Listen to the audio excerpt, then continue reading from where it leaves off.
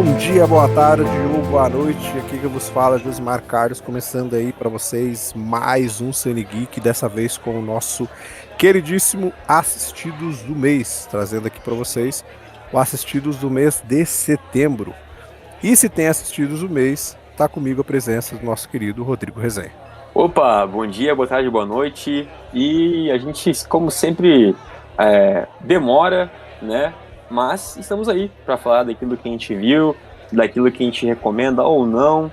Mas é isso, vamos falar sobre cinema, vamos falar sobre filmes.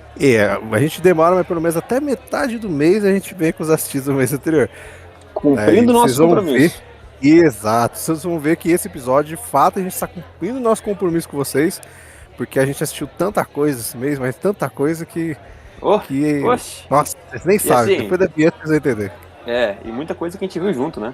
Nossa, muita coisa, cara. Se eu fosse vocês, ficava aí, escutava, para vocês apreciarem o nosso bate-papo aí. E é claro, antes, não esqueça de nos seguir nas redes, né? Sigam aqui, @multiverso.dageek, bastante coisa saindo. Nessa segunda saiu aí o bate-papo de Ju e Alice falando sobre Gen V, episódio 6, quase na reta final de Gen V, muita coisa, muita conexão com The Boys. E ontem, além de Ju, Rodrigo e eu, uma convidada especialíssima que você já ouviu e sabe qual é. Ou se você está no Cine Geek e não ouviu, corre lá para você saber, porque foi um programa especial. Foi o nosso bate-papo sobre o final da segunda temporada de Pacificador, terminando aí uma série logo logo, como já foi dito. Rodrigo e eu damos início aqui a It, Bem-vindo a Derry, a série que vai trazer o retorno de Pennywise, né, a franquia aí do Stephen King, prometendo e muito um terror aí bem legal e bem pesado para vocês. E é claro, com a @resenha podcast tem muita coisa saindo por lá também. E dito isso, então, sigam aí nossos podcasts, nos avaliem lá com 5 estrelinhas, que isso sempre ajuda o nosso trabalho. E bora falar dos assistidos de setembro. Manda a vinheta.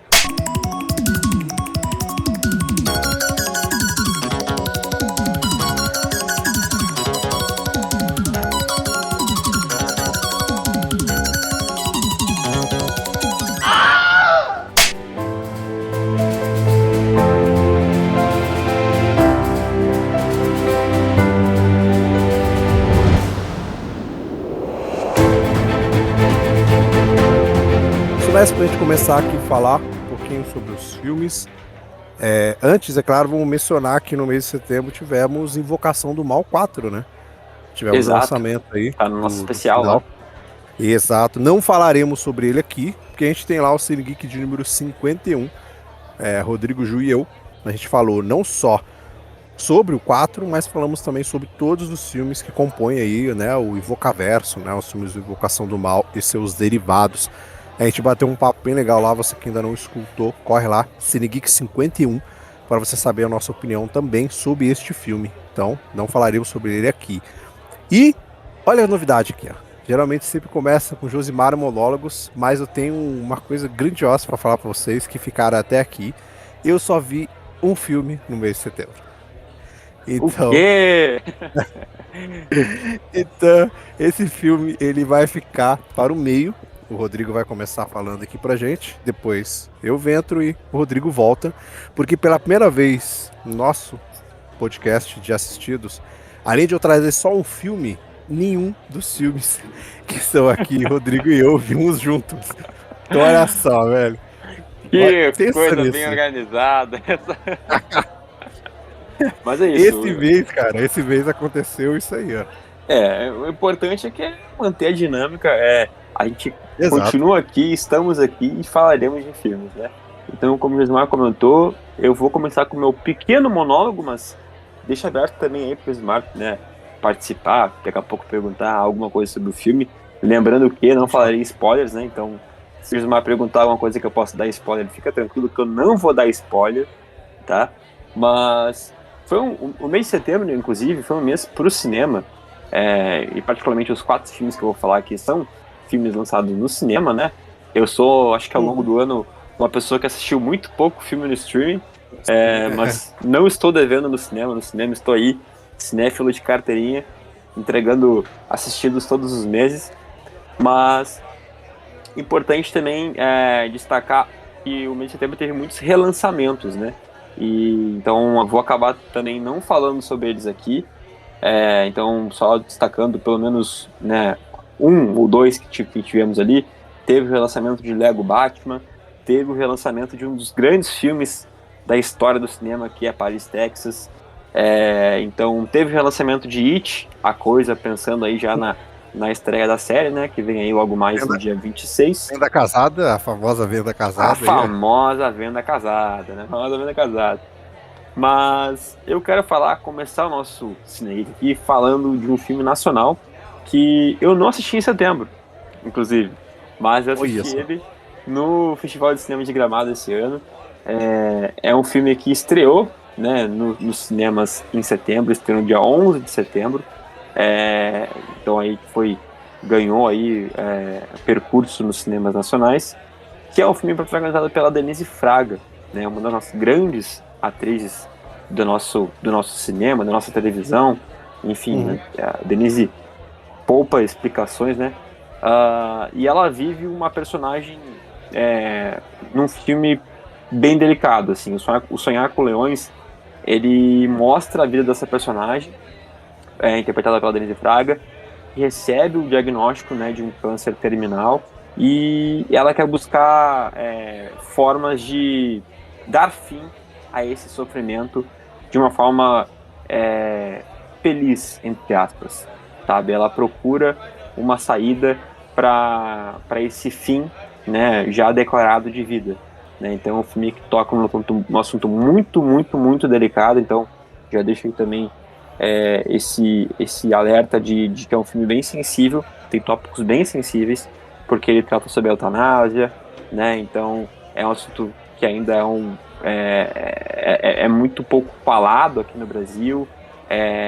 Então, assim, é um filme muito tocante, mas não é só isso, ele é uma tragimédia, né? Então ele tem esse tom trágico, ele tem esse assunto pesado, mas a Denise e os roteiristas, né? O filme ele é dirigido pelo Paolo Marino Blanco, né? Que é um diretor português, traz um olhar diferente para esse assunto tão pesado, tão difícil de falar, né? Que é a morte, né? E Basicamente, ele usa o humor pra conseguir dar aquela dosagem, porque senão ia ficar extremamente pesado, né, mas exato, ou ia ser melancólico ruim, né? demais, Exato, né? aí não ia, né? Então ele usa É, o humor pra conseguir fazer com quem tá assistindo, às vezes, vai se assemelhar com várias coisas, então ao mesmo tempo ele vai condensar esse humor, entre aspas, para que fique um pouco mais leve e quem tá assistindo consiga tirar a lição, mas que também não saia, tipo, depressivo do filme, né?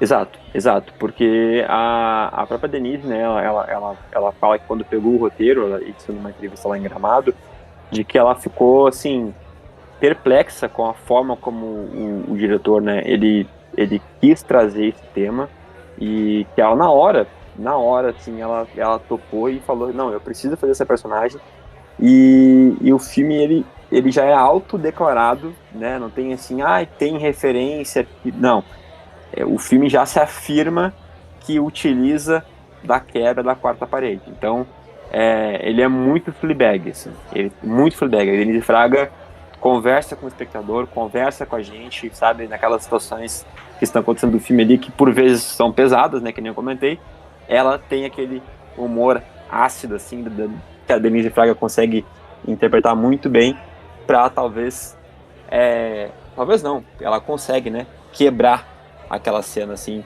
e interagir com o público, né? Então fica aí uma dica, minha dica de um dos meus filmes favoritos que eu assisti lá no Festival de Cinema de Gramado, né? Um dos meus preferidos lá que eu vi. Acredito que talvez pelo tempo, né? Já faz um mês que estreou, não esteja ainda nos cinemas, mas em breve vai estar disponível aí nas plataformas digitais para aluguel e depois, com certeza, em algum streaming, eu imagino que no Globoplay. Certo, dando continuidade aqui, vamos falar também de um outro filme que também traz um tema um pouco quanto pesado, mas que é baseado na obra de Stephen King, talvez o filme mais comentado, né, de setembro, o filme fora, né, Invocação do Mal, né, que a gente já falou, mas eu acho que é o filme que trouxe maior repercussão, assim, de público e de assista o filme, o marketing vendeu aquela coisa de gente caminhando na esteira dentro do cinema. Então, você sabe o que eu tô falando, né? Você sabe o que eu tô falando de A Longa Marcha. Caminhe ou Morra ganhou esse subtítulo no cinema nacional, que é Famosos, famosos subtítulos do os Brasil. famosos subtítulos, né? Em que os adolescentes eles participam, né, de uma competição a nível nacional, né? Muito, muito, muito parecido, sim, com os Jogos Vorazes, mas Jogos Vorazes que é parecido com a Longa Marcha, né? Lembrando que os Jogos Vorazes tem essa síntese, né? Ele bebe da fonte aqui do que o Stephen King fez, né, no livro, né? A Longa Marcha, que é bem mais antigo que o filme, né? E aí ele traz esse grupo de jovens que participam, né, desse torneio em que é uma competição extenuante, assim, né? Que eles têm que caminhar, né? E manter uma certa velocidade, tá? Não é caminhar passinho de formiga ou tartaruga, não. Tem que manter um pace ali, se eu não me engano, era de 5 ou 6 quilômetros por hora, então tem que ter uma caminhada consistente e não Uhum. tem linha de chegada. A linha de chegada é o último que ficar em pé, caminhando, aguentando. Ah, e os demais, o que acontece com eles? Então, Ih, meu amigo. então, não sobem para contar a história, né? Então é nessa competição barra extermínio, né? Que o filme ele faz críticas bem fortes, né? Aos governos autoritaristas, a conversa, né? De forma mais que pesada. Eu sinto que ele consegue trazer uma metáfora em relação à nossa caminhada de vida mesmo, né? O quanto que a gente tem uma caminhada longa que tem uma linha de chegada, mas a gente não sabe quando, né? Até quando a gente vai conseguir caminhar, até onde a gente vai chegar. Então, eu acho que tem várias simbologias ali no filme, principalmente pela relação que os personagens eles vão criando, né? Que eles vão ali caminhando, conversando, né? E também mostrando muito do seu caráter, né? Então ali tem aqueles competidores que são mais, né, traiçoeiros, tem aqueles competidores que acabam fazendo amizade de verdade, não por interesse. Então a gente consegue, né, se sensibilizar pelo elenco, principalmente, né, pelo David Johnson, né, que ele fez ali também recentemente o Alien Romulus, né, o android lá, né, o Cooper Hoffman, que é o filho do Philip Seymour Hoffman, né, que fez aí também o Licorice Pizza, para mim ali é a dupla principal. O Mark Hamill tá ali, né, como o Major, que é quase como uma figura escrachada de um militar, né, mas que o pessoal reclamou bastante que no livro ele tem toda uma questão diferente, assim, como se ele fosse o Major fosse uma coisa mítica, assim, né? O filme acaba fazendo ele bem rato, assim, né? Quase como os Jogos Vorazes faz lá com o presidente Snow, mas não é uma atuação não é uma atuação inesquecível de Mark Hamill, com certeza. E vale também pontuar que o diretor do filme aqui é o Francis Lawrence, ele é o mesmo diretor de Jogos Vorazes, tá? Então colocaram o cara que já tem, né, o feeling para esse tipo de trama, para dirigir o filme. E imagino que o filme já não esteja mais talvez nos cinemas, né? Ele também tá aí já faz umas 3 semaninhas, mais ou menos, que ele estreou. Mas fica a dica, A Longa Marcha, Caminho Morra, em breve deve estar disponível aí nas plataformas digitais e também no streaming. Exato, era um doce que eu queria ver no mês de setembro, mas não consegui, devido a horários da cidade aqui. Faz parte da vida, né? Acontece, faz parte. É, não consegui vê-lo também. Então aí, meu mestre, cheguei-me, Chegou a cheguei-me, hora, chegou a hora cheguei de minha hora. ouvir a voz do Falar mestre. aqui, e eu vou falar aqui do único filme que eu assisti. O Ah, Josimar não eu viu só quero. todos Não, os não, outros. não. É só um pitaco, né? Só um pitaquinho. O que vocês acham que é o único filme que o Josimar assistiu? Meu Deus do céu, meus queridos. Terrorzinho duvidoso. É basicamente assim, a sinopse do filme é muito simples, tá? É uma jovem surfista que ela é raptada por um assassino em série, cujo modus operandi dele é nada mais nada menos do que uma obsessão por tubarões, então ele sequestra as suas vítimas para colocar elas como alimento desses tubarões. Ele gosta de ver ali, ele coloca elas tipo numa cadeira lá, issa elas na água e gosta de ver o desespero delas quando o tubarão aparece. Ele filma, né, todas elas e tal. E isso vai acontecendo no filme. E é claro, a gente tem ali a nossa protagonista que vai tentar ser a única sobrevivente dele. É um filme, uma sinopse simples, mas é basicamente assim: misturar serial killer com tubarões. Eu acho que isso é o ponto do filme. Isso que chamou a minha atenção em ver o filme. Não é um simples filme de tubarão. A gente tem, cara, inúmeros filmes de tubarão por aí, entendeu? Você tem Tornado com Tubarão, você tem Tubarão Fantasma, você tem Tubarão na Gaiola, você tem Tubarão, sei lá, mano, na época da guerra, e Deus do mundo aí de tubarão. E aí, esse aqui, ele tem essa premissa que acaba trazendo algo interessante, olha só. E eu fui achando que eu ia ver uma grande uma galhofa, sabe? Já pensei que é nesse ponto. É claro que não é um filme que vai ter ali uma profundidade gigantesca que você vai tirar lições e não sei de quanto das vidas, não. Mas é um filme extremamente bem feito que bebe da fonte do filme B. Ele não questiona isso durante a sua concepção, então ele vai mostrar pra você, ele vai beber da fonte do filme B, vai trazer muita bizarrice, vai trazer um gore ali na medida do possível. E eu acho que isso que é interessante do filme, né? O Courtney lá que faz o serial killer, ele faz o serial killer extremamente caricato, mas que funciona dentro do contexto do filme, assim. Ele faz isso muito bem, inclusive. A Eu nossa Final achei. Girl também. Eu, Pode falar, mas. não, eu achei bem diferente, assim, né? Bem esquisito, né? Essa Sim. questão dele de ser um. É um filme de tubarões, mas que Uhum. tem um cara que coloca as pessoas pra morrer de tubarões. Não é aquele filme de tubarão que você fala na praia, né? No Caribe, tirando suas férias. E aí, do nada, você fica no meio do mar, sem um bote, sem um celular, sem sinal de celular, sem nada e rodeado de tubarões. Não, é um serial killer que vai lá e te coloca Sim. literalmente num tanque de tubarões e é isso, entendeu? Tipo, esse É. o fanatismo dele, né? Que bizarro. Isso. Tipo, sobreviva, sobreviva. Lute aí, amarrado numa cadeira, com as mãos amarradas, com a perna amarrada. E, tipo, é basicamente assim: você não tem chance e eu só quero ver você morrer. Só quero ver o tubarão se alimentar de você. Então, basicamente, esse é o ponto do filme. Mas ele funciona, sabe? Ele funciona em todos esses pontos. Então, pra mim, foi uma grata surpresa. Eu achei de fato que eu veria, como eu disse aqui, uma galhofada. Mas ele faz muito bem, sabe?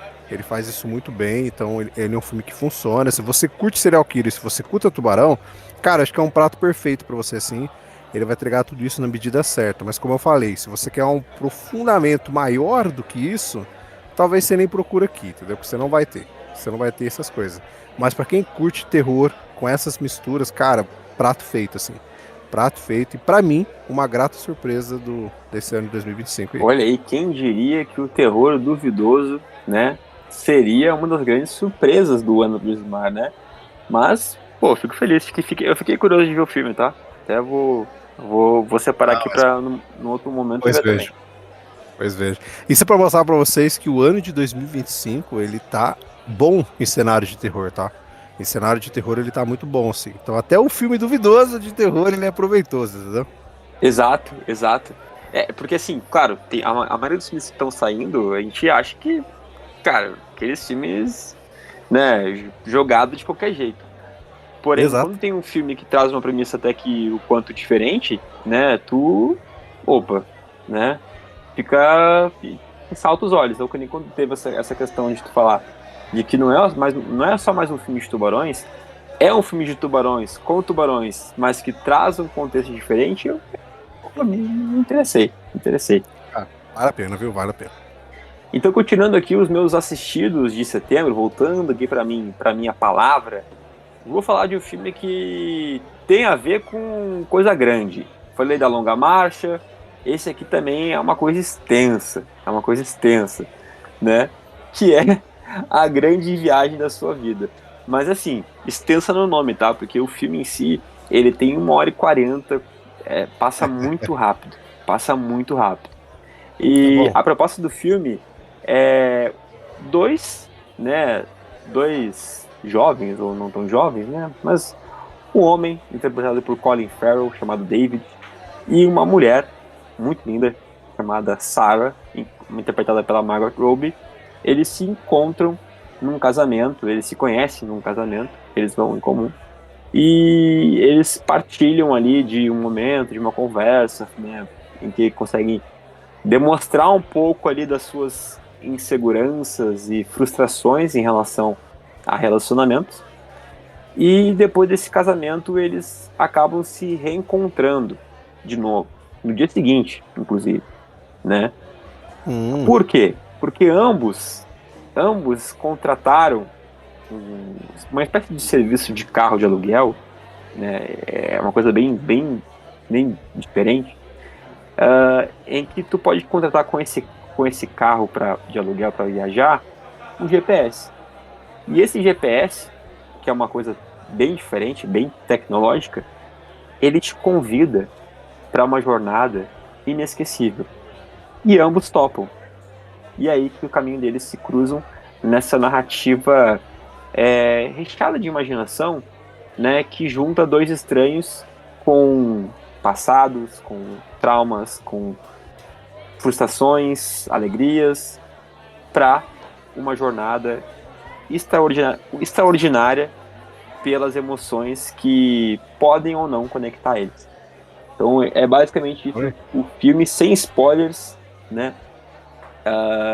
Eu particularmente achei a premissa muito interessante. Aqui é um caso de um filme que eu achei a premissa super interessante, mas que a execução não foi tanto assim. Eu já ia perguntar se ele é derivado do How I Met Your Mother. Ele é derivado do How I Met Your Mother? Pode ser, né? Porque tem um guarda-chuva amarelo, né? Tem guarda-chuva amarelo. Mas, cara, assim, eu fui muito empolgado pro filme, porque eu sou um cara, é suspeito de falar, tá?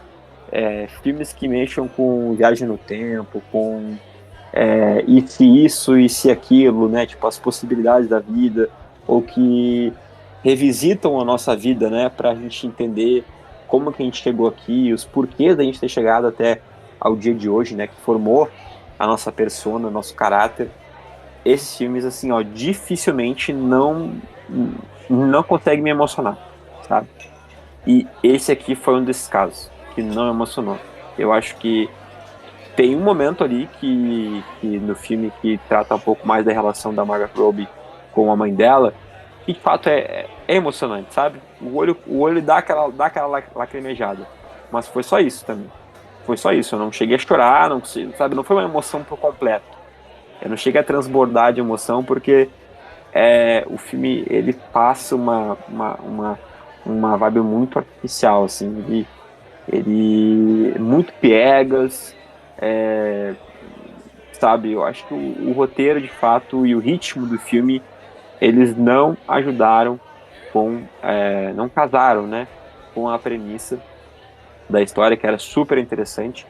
Por outro lado, a direção, né, do Kogonada e a fotografia, não sei de quem, mas acho que tem também a supervisão do Kogonada, né, por ser diretor, é muito bonito, cara. Tipo, o filme, visualmente, esteticamente falando, ele é muito bonito. A forma como ele é filmado, ele é enquadrado, as cores, a utilização das cores é muito importante aqui. As cores aqui falam sobre os sentimentos do filme e conectam alguns pontos do filme. E quem assistiu... As artes de divulgação desse filme eram muito bonitas, pô. É muito bonito, assim, é muito bonito mesmo. Pra mim, a fotografia, eles acertaram, assim, na questão das cores. Mas não deu, sabe? Tipo, nossa, a atuação, assim, do Colin Farrell e da Margot Robbie, eles fazem, olha... Cara, eles são incríveis, entendeu? São dois grandes atores, mas eles batem no limite, assim, do que eles conseguem extrair do roteiro, sabe? Então, pra mim, o filme tem, sim, problemas de roteiro, de ritmo, de montagem. Poderia ser, talvez, a grande viagem da minha vida, né? A grande viagem da sua vida, mas não foi. Foi só mais uma viagem. Quer dizer, então, que basicamente nós dois aqui, tentando extrair tudo de vários monólogos, estão melhor que os dois, né? Possivelmente. Possivelmente. Mas é isso, gente. O filme ele tá disponível nos cinemas ainda, viu? Olha, acredite em você, ele tá disponível em alguns cinemas aí pelo Brasil. Inclusive aqui na minha cidade, pelo que eu olhei aqui, já ainda tem sessões. Ele estreou no dia 18 de setembro, então vai fazer quase um mês. E tá se mantendo aí. Olha, tá. Alguém gostou, né? Alguém Alguém gostou, gostou. então. Tá tendo público aí. É isso. Em breve, com certeza aí nas plataformas digitais, mas por enquanto nos cinemas. Chegando para o último título, o último assistido aqui do nosso Cine Geek. E O vou dizer o outro que eu queria seguinte: ver.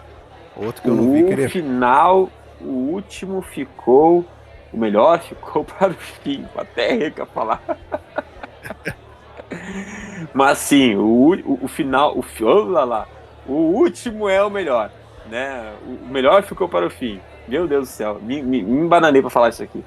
Mas é isso, galera. Entendemos, entendemos. Entenderam, né? Sacaram? Beleza. Show de bola. É isso aí. Eu tô falando, claro que eu tô falando de quê? Filmezinho de PTA, Paul Thomas Anderson, protagonizado por ele, Leléo DiCaprio. Também temos no elenco grande, que assim, ó, ah, esse cara, ele vai estar indicado para ator coadjuvante, eu tenho assim, ó, certeza que é o Champagne. Champagne lá como o Coronel Lockjaw. Cara, que personagem bizarro o que ele faz aqui no filme. Também temos a Teyana Taylor, tá incrível no filme também, como a perfídia Beverly Hills, que merece uma indicação ao Oscar de melhor atriz. Imagino que vai ter essa indicação. Tem também a Chase Infinity, que é uma atriz super jovem, que está começando, né, aí Uhum. na indústria. Ela interpreta a Willa, né, que é a filha do Leonardo DiCaprio, que é o protagonista. Também incrível, incrível, com certeza vai ser indicada ao Oscar. Benício Del Toro, que, cara, que personagem divertido que ele faz no filme, como o Sensei. Tem a Regina Wall aí, que em breve estará de volta aí no Todo Mundo em Pânico. Tem a Alana Uhum. Haim, né, que fez ali também o Licorice Pizza, né, junto com o Cooper Hoffman, que eu falei antes. Isso. Enfim, cara, um elenco bizarro, atuações fora Pesado. da curva, atuações fora da curva, e o filme é dirigido e escrito pelo Paul Thomas Anderson, que é um dos maiores diretores da história do cinema, cara que veio do cinema independente e está cada vez mais conseguindo casar, né, o que ele fazia no cinema independente com as grandes produções de Hollywood. E é o filme que eu tô falando, né? Acho que eu nem falei o nome do filme ainda, né? Mas é claro que é Uma Batalha Após a Outra. Esse filme que mistura drama com comédia, é uma dramédia escrachada sobre os extremos, sobre o quanto o extremismo, tanto de um lado quanto do outro, beira o ridículo, né? E o filme ele faz piada disso, ele joga isso na nossa cara. E é um ex-membro aí de um grupo anarquista, vou dizer assim, né, revolucionário, que busca, né, ajudar e, a partir dessas revoluções ajudar as minorias, né, principalmente a questão dos povos imigrantes dos Estados Unidos. Né? Então ele toca muito nessa ferida dos imigrantes lá nos Estados Unidos. E a partir disso, depois de bons anos que se passaram, nosso querido Leonardo DiCaprio já está aposentado, acaba que a filha dele é raptada. E ele precisa partir numa busca incessante atrás da filha dele, tendo que reconectar, né, com ex-membros desse grupo dele, que estão aí escondidos, né, porque eles estão sendo caçados, né, desde que eles se separaram. Então, cara, a partir dessa trama meio que espionagem, política, revolucionária, o Paul Thomas Emerson faz uma dramédia, cara, incrível, incrível, incrível, incrível. Eu assisti no IMAX e olha, tô para dizer que a experiência visual, né, no caso de fotografia, de direção ali, das cenas, das sequências, para Uhum. mim foi melhor que Pecadores. Para mim foi melhor que Pecadores. Ainda acho que Pecadores é o melhor filme do ano. Isso não tiro ainda o Pecadores lá do meu pódio. Mas visualmente falando, só na parte de visual, o IMAX desse filme aqui foi, cara, surreal. Tem cenas que tu fica de boca aberta, assim, abobado, de fato. O E comentário que eu vi aí é que o IMAX desse filme tá sem comentários. é, melhor, o comentário que eu vi é que o IMAX desse filme tá sem comentários. Sem comentário, que frase melhor que essa? Não tem, né? Ai, ai. Mas é isso, galera. Esse filme estreou dia 25 de setembro, ainda está nos cinemas e é imperdível. Você já tô dizendo, tá? Final do ano, listinha de melhores filmes do ano, esse filme aqui vai estar lá. Independente, pode ser a minha lista, ou a lista de qualquer pessoa que assista filmes, que vê esse filme aqui, vai botar ele na listinha de melhores do ano. Pode ter certeza, então aproveita e já vê antes, né, para também aí depois não correr no final do ano tendo que ver, porque esse filme aqui também, com certeza, vai estar no Oscar 2026. E eu acho que é isso, né, Josimar? Acho que é isso. Extraímos aí, ô Messi, o suprassumo aqui, porque fala pra você, extrair tudo isso que a gente extraiu aqui de programa, pra quem ficou até o final. Rapaz. Monólogos e monólogos, meus amigos. Vocês não têm noção. A gente, Que sem querer, isso, hein? vai inaugurar um estilo novo de fazer o assistidos pra vocês. Mais dinâmico, assim como a gente fez, que a gente conseguiu extrair muita coisa aqui. Então, se tudo der certo, neste mês de outubro, né, no caso, sendo lançado para vocês em novembro, os assistidos vão ter bastante coisa. Algumas coisas de streaming já tô vendo, de cinema a gente já vai separando aí o que quer ver, o que dá para ver. Então, mês que vem a gente vai conseguir trazer muito mais e filmes que eu e o Rodrigo a gente consiga comentar juntos também, para sempre ter essa troca que eu acho que é boa. Que mesmo que a gente não viu, a gente conseguiu ter uma troca aqui bem legal, então eu acho que é interessante. E é claro, você que chegou até o final, não esqueça de nos seguir nas redes sociais, tá? Para muito mais conteúdo, @multiverso.dageek, @resenha pós-crédito, tudo junto, muito conteúdo saindo e nos sigam aí no seu agregador favorito, né, mestre? De podcast, Podiverso da Geek, muita coisa boa. Como eu disse, essa semana já saiu bate-papo sobre Gen.V, episódio 6, finalizamos aí a segunda temporada de Pacificador.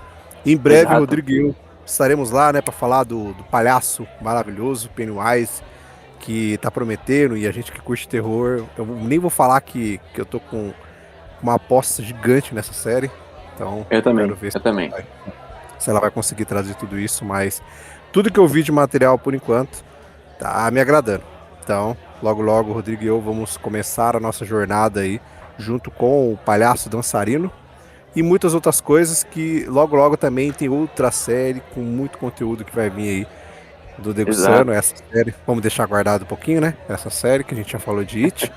Então essa série fica. E Cine Geek também, né? Cine Geek eu vou aproveitar nesse finalzinho dizer para vocês que o mês de outubro é o mês dos amantes de terror.